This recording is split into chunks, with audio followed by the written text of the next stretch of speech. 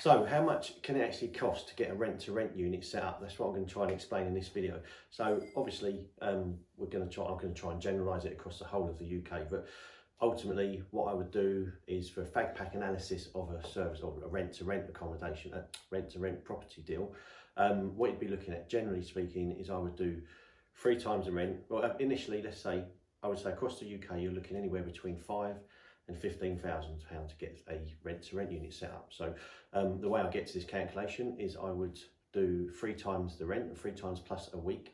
And what I mean by that is obviously, depending what the rent is, let's just say I'm in Greater London, South London, as you may have recognised from my accent, but let's say £2,000 as a rent, just to make the sums easier. £2,000, you got 2,000, so you cover the first month, just to get you going. The second month is a bit of a buffer zone, and then you're possibly going to need to pay a deposit as well when you're dealing with residential landlords. So that's generally 5 weeks. So you would do, it's £2,000. Generally speaking, you would go, a week's money is £500, so 2,500. So you got 2,000, 4,000, 2,500. So you got 6,500 there straight out of the bag. Now, a point to be aware of is when you're looking, predominantly happens more in London, but generally speaking, when you're looking at the rental, you want to make sure that you're looking at your annual rent and divided it by the 12 months. And what I mean by that is some companies in and around London will advertise by the week, because it's actually, if you know it, if you didn't know it and you're new to property, there's actually a hidden month as such in the year.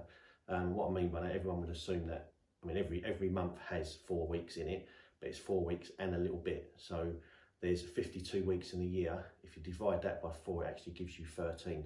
So there's actually 13 4-week months, if you like, within the year. So when you're paying weekly, it looks like it's cheaper, because psychologically you would think, you know, £500 a month, £500 a week, oh, that's £2,000 a month. But if you're actually paying it weekly, you actually end up paying, I mean, work the sums out, £500 a week times 52 is 26 grand.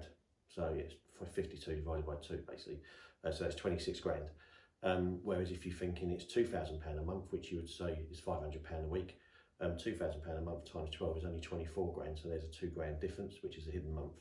Hopefully that's cleared that up for you. So just be conscious. It tends to be more in London, in and around London, because the rents are so high. They like to advertise it by the week, because it seems psychologically it might seem a little bit cheaper.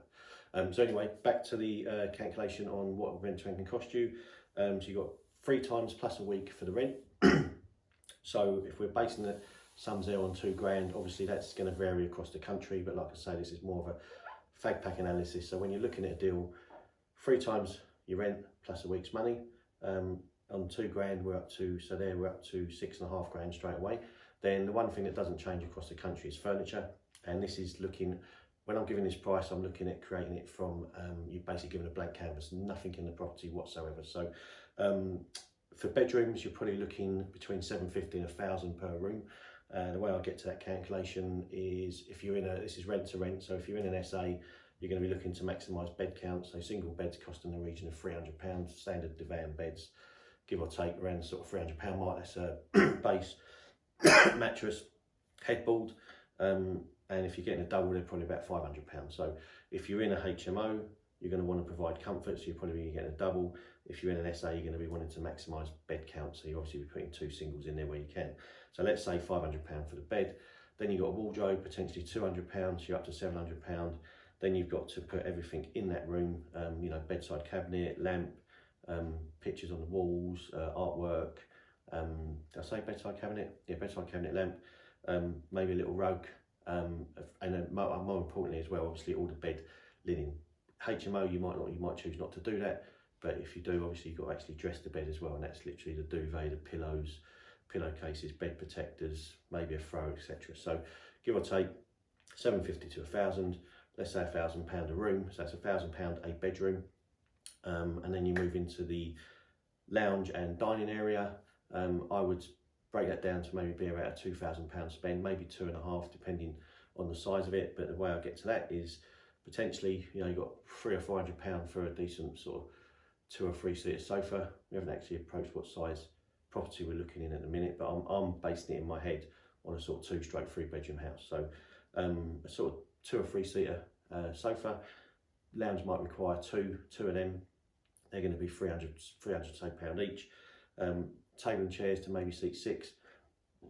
pardon me, table and chairs to seat 6 people is going to give you, I mean, let's be realistic, you can get cheap ones for maybe £200, but ultimately, just basing this on getting everything new, you want to get something that's a little bit more solid, a little bit more reliable. So to get a nice solid table that seats 6, you're probably going to be looking around the sort of probably £350, £500. So let's say £500. I always want to go worst case, so you sort of get an idea of where you're at.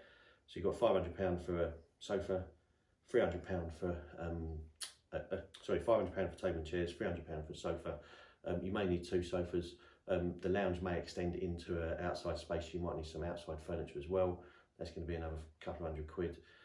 Then you've also got to put in the same things: artwork, TV cabinet, TV itself, maybe a coffee table, a little sort of couple of chairs next to the sofa, lamps, as I say, artwork, pictures, etc. So before you know it, that can soon escalate. And I would say allow £2,000 for lounge diner. That's where we come from with that.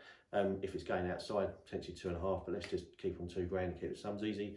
So we was up to 6.5 for the rent, £1,000 a room. Let's say we're in let's just say a 3-bed house, to be on an average.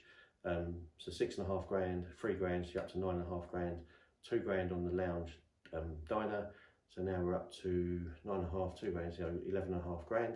Then we've got the kitchen. What's left is the kitchen and the bathroom. The bathroom is the cheapest room in the house, because probably all you need to do is get a new toilet brush holder, maybe a toilet roll holder as well, a toilet brush, maybe a mirror.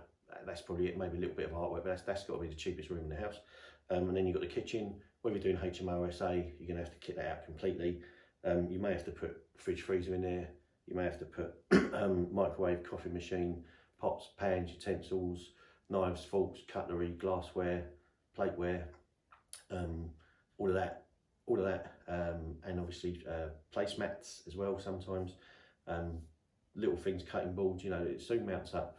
I would say for the kitchen and the bathroom, as a sort of rough analogy, again, 750 to 1,000, so it's similar to a bedroom, so let's say 1,000 again there.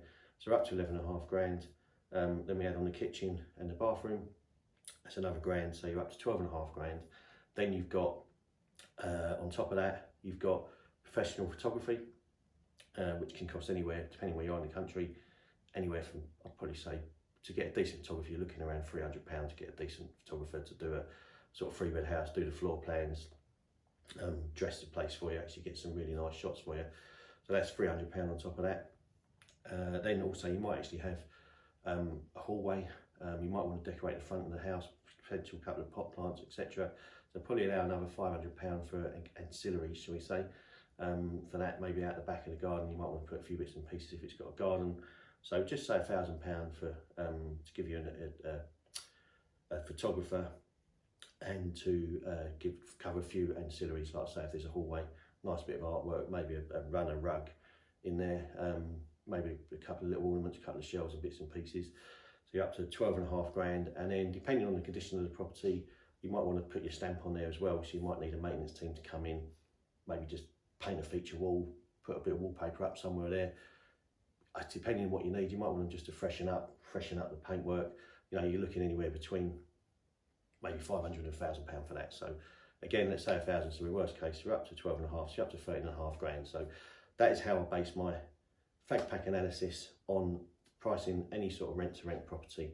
So you want 3 times and a week the rent. So just to recap, 3 times the rent plus a week's money. That will give you your first month's rent, your second month's rent to just give you that buffer zone, and then obviously a deposit for the landlord.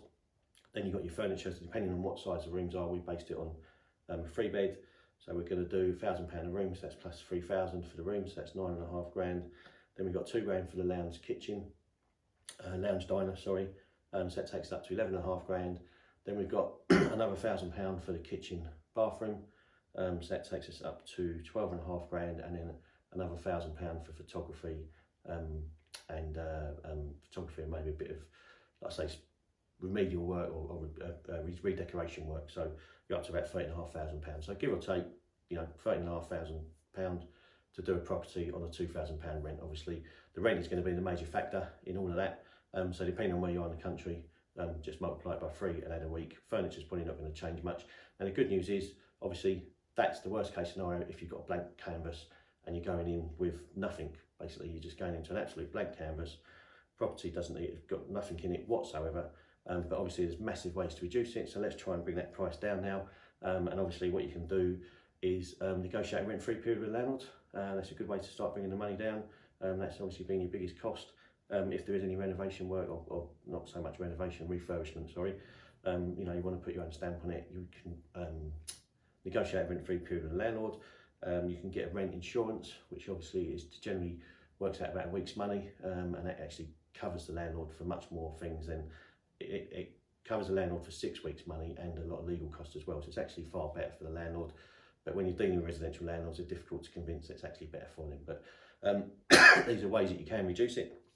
Then obviously the furniture is a big one as well. If you're not buying it all brand new, the one thing I would say that buy brand new 100% is mattresses. You might walk into a property, there might be wardrobes there, there might be bed frames and bits and pieces. But please, please, please, whatever you do, always replace the mattress. So yeah, you might have bed frames there, so that's obviously going to drastically bring your price down as well. You might have a table and chairs there, dining table and chairs, etc. There might be a bit of garden furniture. So depending on what you're walking in with, you know, obviously that's going to drastically bring your price down as well. So depending on what the previous tenant was and whatnot. So, and obviously if you're going into a place that's been renovated or refurbished, there's probably going to be much work to do on that side either. So the ask the landlord to provide the white goods in the kitchen, so that will reduce your money a little bit more there. And then ultimately, if you want to do it absolutely pretty much zero money in, you can put all that cost onto the landlord and actually do just do the management of the property itself. So you can tell the landlord, you can literally liaise with them and advise them on what they actually need to put in. Just go through what we discussed. You can look to do that for them as a service, and obviously charge for that, but they actually pay for the goods, and then you can just manage the property. However, as a caveat to that, I wouldn't actually do that as your first deal to manage a property and manage an SA if you haven't done anything within property before, because it's quite there's a lot of moving parts to running a service accommodation apartment. HMOs a little bit easier, because it's more just generic, it's more sort of a set and forget. But with SA, if you're doing service accommodation, there's a lot of moving parts to it. It's almost like just dropping someone in a sort of front desk of a hotel and saying, there you go, get on with it. You know, you've got to know how to bring the bookings in, you've got to know how to dress the property, how to market it, etc. There's a lot of moving parts to SA, so I wouldn't necessarily recommend management as your first deal. Cut your teeth on your own deal initially, on a rent-to-rent type deal. Get to know how the market works, and then potentially you can branch into management from there. So, but anyway, I'm digressing as I do. This was more just to give you a breakdown of what a sort of SA can cost. So just to recap one last time, wherever you are in the country, do 3 times the rent plus a week's money.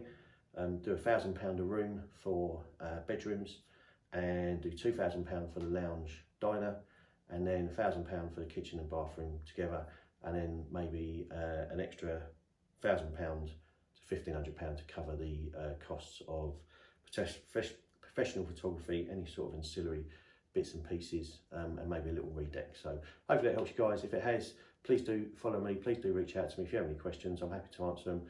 Either that or jump onto my new membership site, where for less than 40 pence a day you're going to get myself and various other property professionals twice a month, for basically Ask Me Anything Zooms, and jump on that. It's less than 40 pence a day. If you head over to www.just-do.club, and it's called the Property and Prosperity Network. If you want to jump on that, it'd be fantastic to see you, and hope to see you on one of the Zoom calls soon. Thank you for watching.